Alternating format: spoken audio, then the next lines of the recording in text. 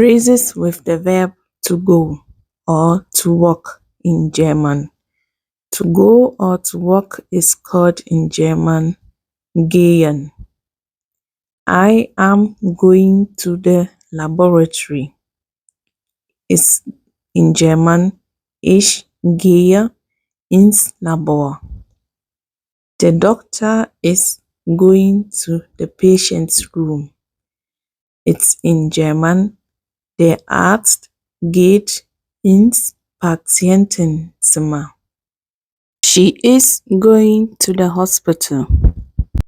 Ist in German sie geht zum Krankenhaus.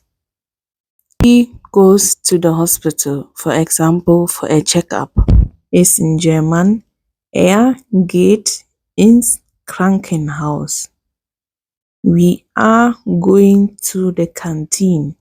It's in German wir gehen in die Cafeteria.